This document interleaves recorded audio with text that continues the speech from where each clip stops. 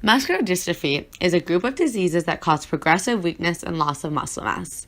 It happens when abnormal genes interfere with the production of proteins needed to form healthy muscle. There are many different kinds of muscular dystrophy. The most common form is Duchenne muscular dystrophy, and it typically affects young boys, but other variations can strike in adulthood. Some people who have muscular dystrophy will lose the ability to walk and may have trouble breathing or swallowing. Some safety considerations are that moderate to light exercise should not cause excessive fatigue. Symptoms of fatigue include shortness of breath, cramping, increased muscle twitching, and a heavy sensation in the arms and legs. Pain is a warning sign that the exercise is too strenuous. If they experience pain when exercising, they should stop and go talk to their physiotherapist. Rest periods should be included into programs to avoid fatigue, which could actually aid in the progression of the condition. Obesity is common in people with muscular dystrophy, so low-intensity aerobic activities are beneficial. Don't push anyone with muscular dystrophy too hard, and be sure to always allow to stop when they feel fatigue or pain. Here are some recommendations for leaders and coaches when you have a unique function student who has muscular dystrophy in your class. Always start by getting to know your student or athlete and make sure that you know what they are capable of. Use resources to help you, as well as any support that they have, including parents and staff. Always be welcoming and make sure the student or athlete feels welcome into the program. Use assessments to help understand where the student or athlete is at with their ability. Do not be afraid to ask questions about the athlete and ask how they are feeling. Always make sure that you always strive to be inclusive and use the athlete's knowledge and support to help make them feel included. Know the accessibility into and out of all facilities used, and always ask before touching a wheelchair and other items. Make sure everyone is enjoying the activity and having fun.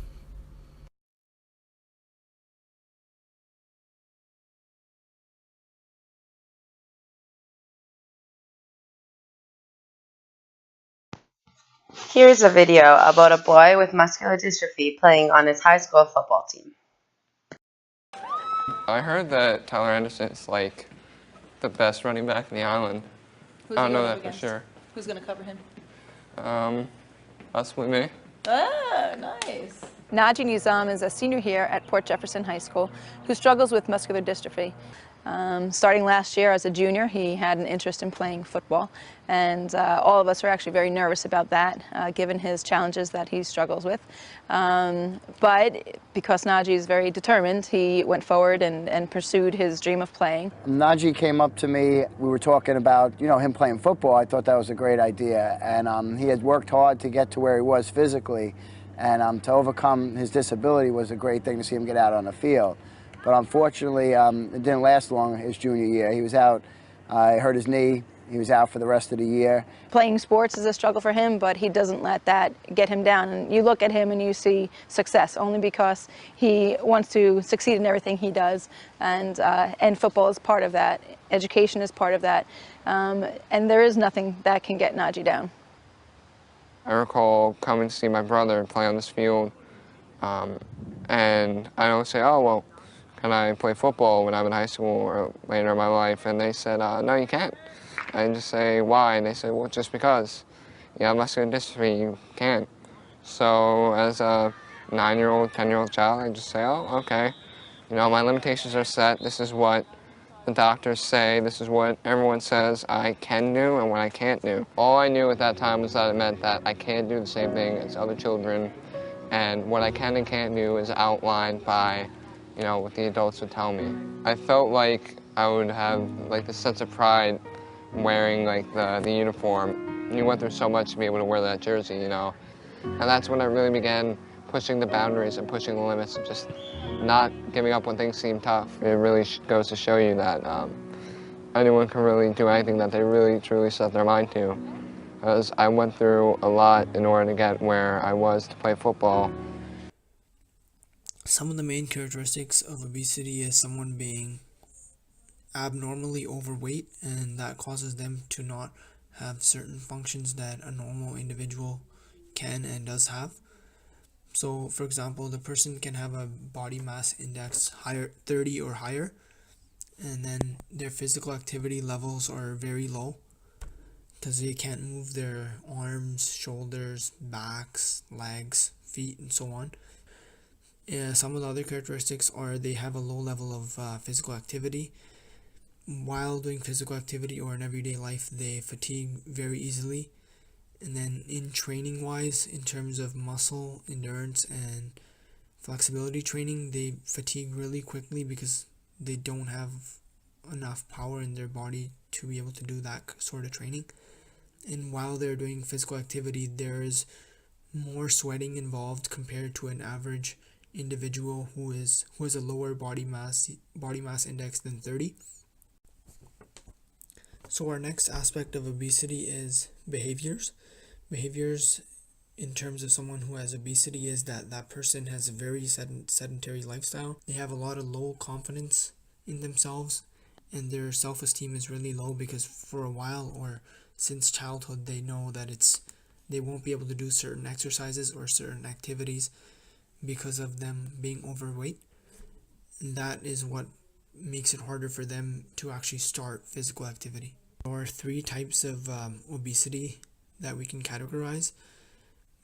They're mostly based off body mass indexes, which puts the person at a low, moderate, or a high risk. And the first is the low risk. This falls under this category if the BMI is between 30 and 34.9. And the next one is the moderate risk, which is if a person's body mass index falls in the category of 35 and 39.9 body mass. And the worst case scenario is the high risk body mass index. It is equal to or greater than 40 BMI. In terms of safety, some of the things that we need to be careful about are shortness of breath. They get tired very easily, which causes them a shortness of breath. Some of the other things we need to be careful about are they get lightheaded really fast, and they also get very nauseous. They most likely have a problem with cardiac issues, which is why physical activity in terms of someone who is obese is kept at a level that is very low. Creating a safe environment for someone who is obese in terms of physical activity or as in everyday life is give them short amounts of physical activity, meaning keep it to a minimum time so then they can have time to rest and take water breaks or just breaks in general so they can participate safely and not get tired as fast. And if they do get tired, they have time and room to take breaks. Some other things we can do is make sure the games are at a slow pace. We can also have them play roles in the game that are less intense. For example, playing as a defender or playing as a goalkeeper, for example, in soccer. And then we can also call team members after a certain time to arrange in a huddle like football, so then the person who is obese has time to catch their breath and get back into the game. The floor space should be smaller so the obese person can actually get to the ball on the other end of the floor without getting really tired. Here are some recommendations for leaders and coaches who are creating activities for someone with a unique function of obesity. Make sure that you ask the student, parents, and support staff questions about health concerns to be safe before beginning any activities. Doing a physical assessment of the student's activity level to see where they are at is a great idea so you can move forward and set goals for that student. Ask the students questions along the way, making sure you know what the student's goals are with physical activity. Make sure the student feels comfortable in the environment and always give them an option to take a break.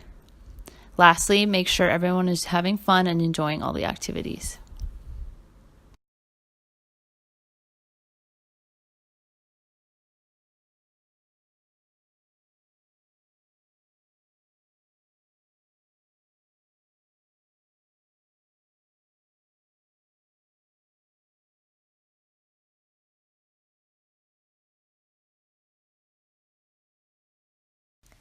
Key characteristics of Down syndrome, also known as trisomy 21, a genetic disorder caused by all or part of a third copy of chromosome 21.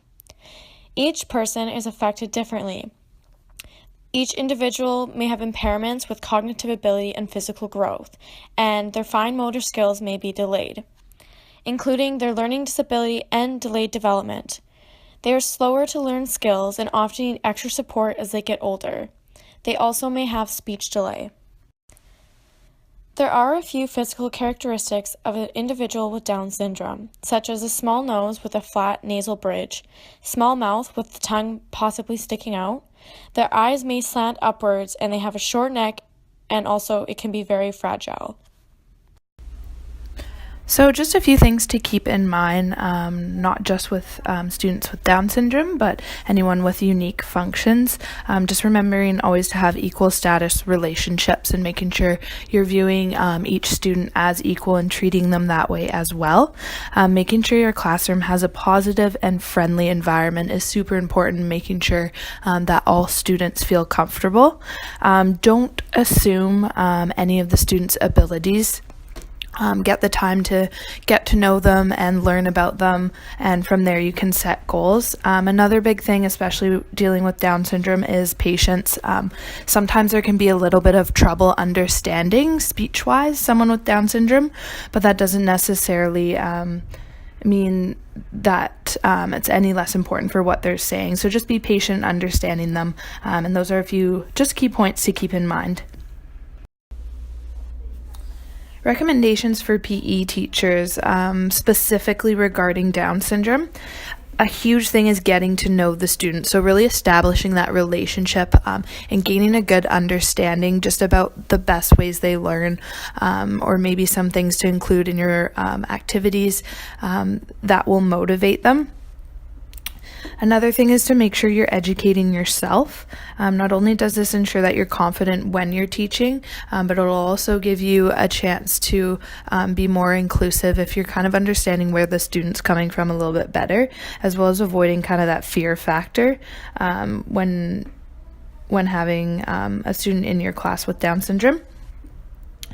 Another thing always is to be flexible and accommodating. So although you set a lesson plan, always kind of have a backup, maybe a progression or regression, and don't be afraid to just change things on the spot if they're not working.